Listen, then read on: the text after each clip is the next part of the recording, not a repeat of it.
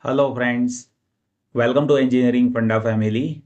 In this video, I will solve three interesting examples based on DTFT. Before I start with my solution, I want you to try those questions first. Later you can check for the solution in this video itself. So this is question number 15.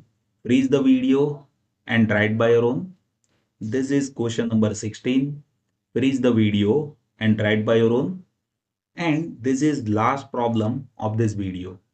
I hope you might have tried those questions. Now let me explain solution of question number 15. See here in question 15, we need to determine magnitude and phase response of the system. So here we have differential equation, and from differential equation, we need to understand magnitude and phase response. First of all, let me tell you the steps to solve magnitude and phase response of any system. Here, first of all, you can apply Z transform. See, Z transform calculation that is easier compared to DTFT. So first of all, you should identify Z transform. After Z transform, one can get DTFT by simply substituting Z is equals to e to the power j omega. And once we have DTFT, one can calculate magnitude and phase. So first of all, here I will apply Z transform to given differential equation. If you apply Z transform to this equation, then here this y of n, now that will be y of z. Here this x of n, now that will be x of z. See here we have x of n minus 4. So as per time shifting property, along with x of z, you need to multiply z to the power minus 4, right? So that is how one can understand Z transform. Now we can identify transfer function. See, transfer function is h of z, that is y of z divided by x of z. So here, if you take a ratio of y of z divided by x of z, then we have 1 plus z to the power minus 4. So this is Z transform. Now in next step, we need to get DTFT. To get DTFT, place Z is equals to e to the power j omega. So now we will have DTFT of system, that is h of e to the power j omega, and that will be 1 plus e to the power minus j 4 omega. Now with this response of system, we need magnitude and phase. See here we have 1 plus e to the power minus j 4 omega. So to simplify this, here you can take e to the power minus j 2 omega common. See, if you have e to the power minus 6j omega, in that case you should take e to the power minus 3j omega common. Here we have e to the power minus 4j omega. So I will take e to the power minus j2 omega common. So here we will have e to the power plus j2 omega plus e to the power minus j2 omega. See, if you multiply this inside this, then you will get this only, right? So as and when you have form of 1 plus e to the power something, at that time you should follow this practice. It will give easier calculation for magnitude and phase. Now here this term, that is similar to cosine term.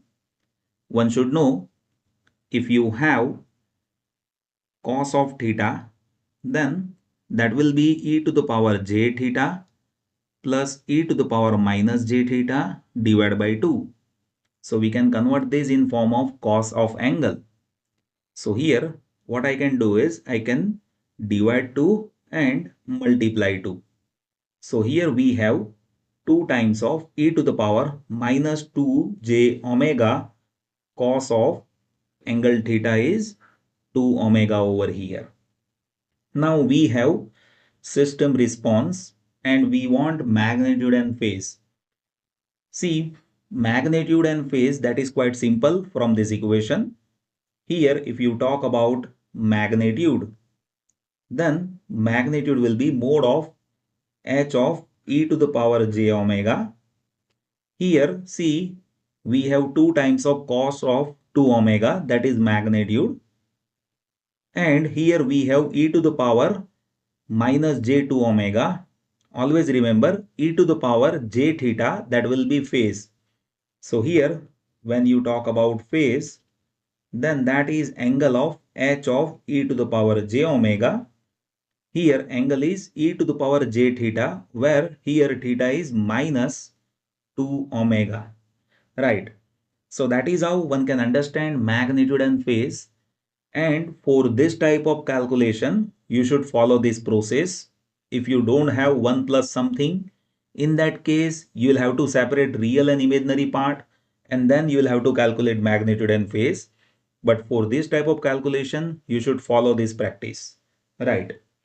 Now, let me solve question number 16. See here in question 16, we have x of n, that is 1 by 2 to the power n u of n, and y of n, that is x square of n. In that situation, we need to identify y of e to the power 0. So here we need to identify y of e to the power j omega, and then we can understand this calculation. Right. So here we have x of n, and y of n is depending on x square of n. So first of all, let us identify y of n. See, y of n, that is given here, that is x square of n. Here if you perform square of this, then 1 by 2 square, that will be 1 by 4 to the power n. And here we have u square of n. One should know u square of n. If you square unit step signal, then that will be unit step signal only. So this will be 1 by 4 to the power n u of n.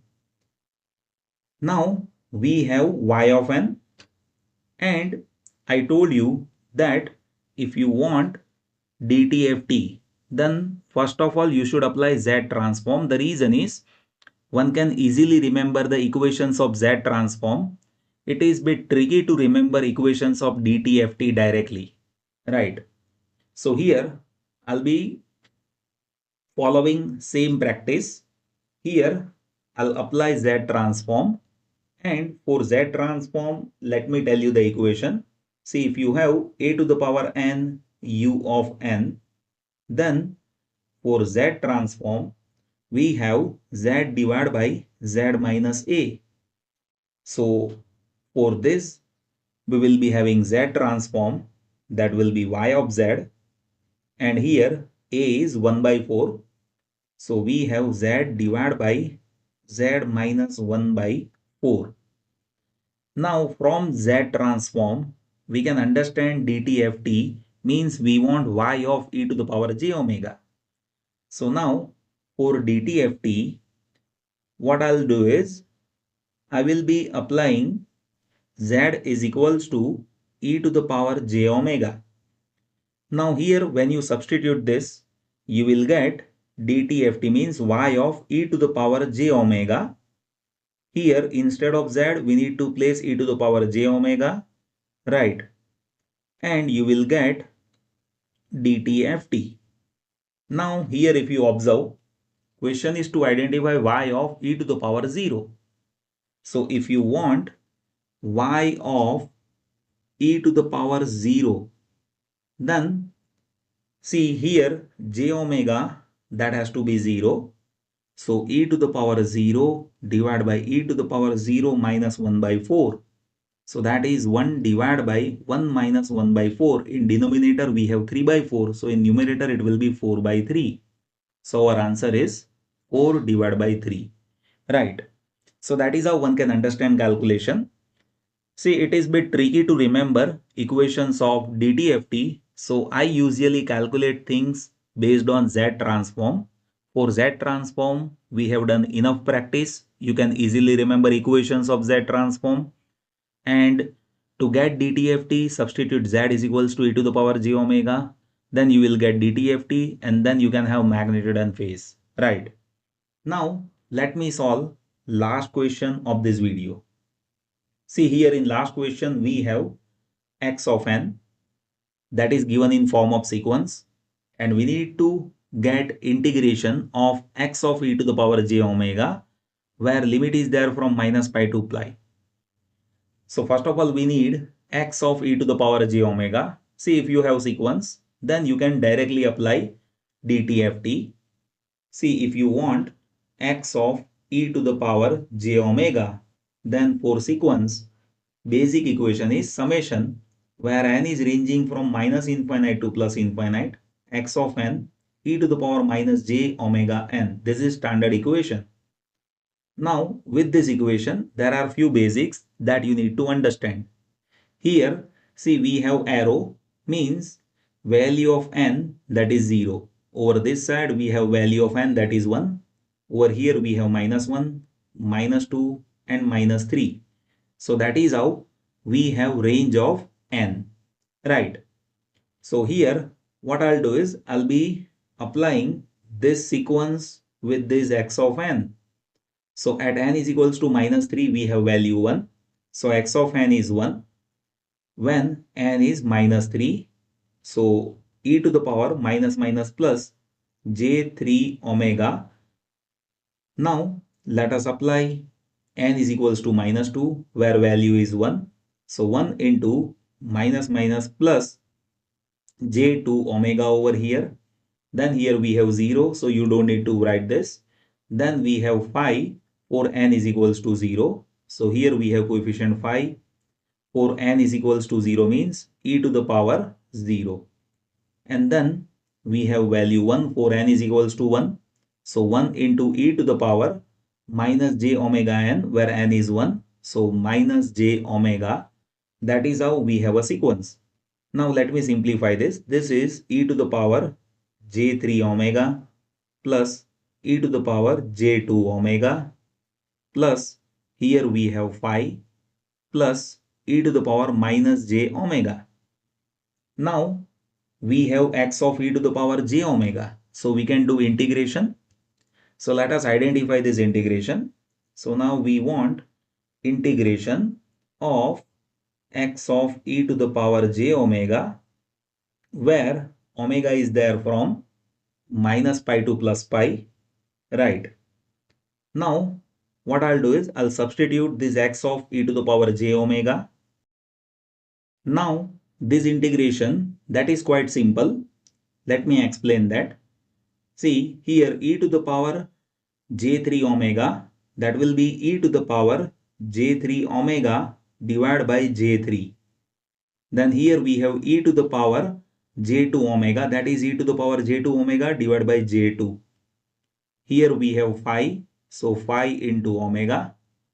Then here we have e to the power minus j omega, that is e to the power minus j omega divided by minus j. And limit is there from minus pi to plus pi.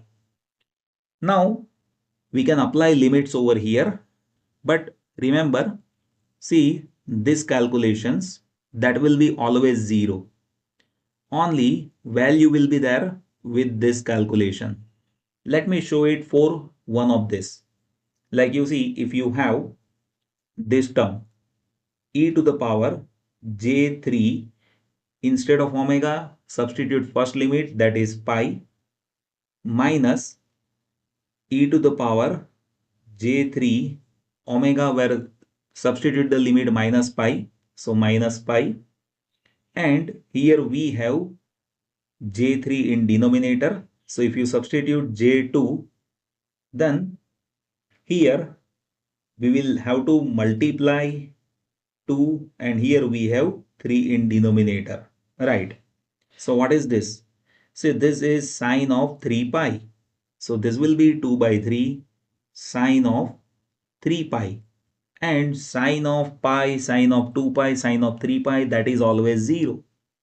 So for this case also we have sine of 2 pi. For this case also we have sine of pi, and that will be resulting into 0. So this terms will be 0. Only phi omega that will be having value. So one can say this phi omega that is having upper limit, that is pi. So 5 pi minus, we have lower limit, that is minus pi. So minus pi into minus, that is getting plus. So this will be 10 pi. So our answer is 10 pi for this integration, right? So this is how one can understand calculation. So here there are few basics that you need to remember. Like you see, in a competitive examination, if you calculate all those things as per this, then it will be taking huge time. So in advance, one should know these calculations are zero. Only phi omega, that is having upper limit and lower limit, and then you can get answer, right? Secondly, see, here we are using Z transform. Why? The reason is, see, Z transform equations are easy.